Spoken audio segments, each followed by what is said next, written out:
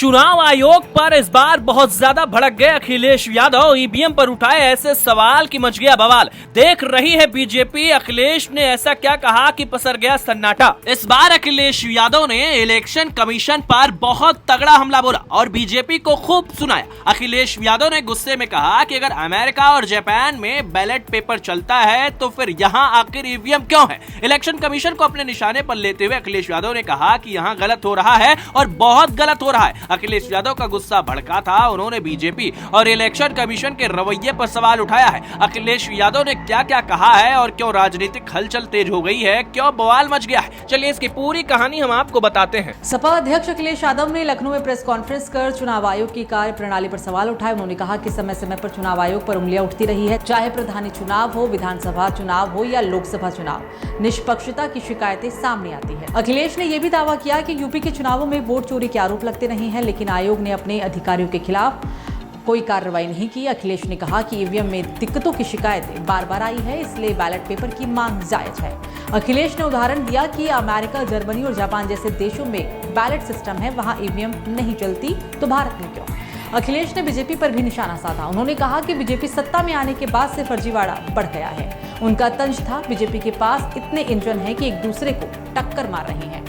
उन्होंने आरोप लगाया कि बीजेपी दूसरों का काम अपने नाम से प्रचारित करती है और उसकी कोई विचारधारा नहीं, सिर्फ कुर्सी बचाने की ही होड़ है। अखिलेश ने बीजेपी को भ्रष्टाचार वाली पार्टी बताया और कहा कि सेक्युलर रास्ते पर नहीं चल रही। उन्होंने लखनऊ के एक निजी अस्पताल का भी जिक्र किया, जहां पथरी का इलाज कराने गए मरीज की किडनी निकालने का आरोप था। इसके अलावा अखिलेश ने इंडिया अलायंस का हवाला देकर कहा कि विपक्ष वोट चोरी के खिलाफ लड़ रहा है और कोर्ट ने भी कई बार ईवीएम पर सवाल उठाने वाली याचिकाओं को माना है। उन्होंने ये भी दावा किया कि पीएम मोदी गैर रजिस्टर्ड संस्थाओं का जिक्र कर जनता को गुमराह कर रहे हैं, जो बीजेपी की कमजोरी को दिखाता है। अखिलेश का यह हमला 2024 के विधानसभा चुनाव से पहले सपा की रणनीति का भी हिस्सा है।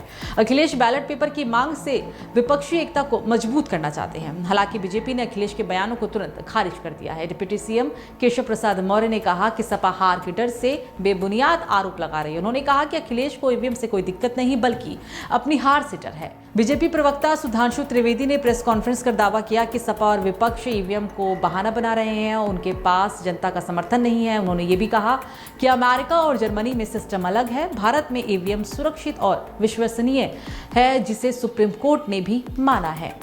दोस्तों, ईवीएम को लेकर विवाद काफी पुराना है। 2019 के लोकसभा चुनाव में सपा और बसपा ने यूपी में गड़बड़ी के आरोप लगाए थे, खासकर पूर्वांचल और अवध क्षेत्रों में। 2022 के विधानसभा चुनाव में भी सपा ने कई सीटों पर ईवीएम में खराबी की शिकायत की थी, जैसे कि गोरखपुर और आजमगढ़ में। हाल ही में 2025 के पंचायत चुनाव में भी ईवीएम फेल होने की खबरें आई, जिसे सपा ने मुद्दा भी बनाया। कोर्ट ने कई बार ईवीएम की जांच की मांग वाली याचिकाओं को खारिज किया, लेकिन विपक्ष का कहना है कि जनता का भरोसा कम है।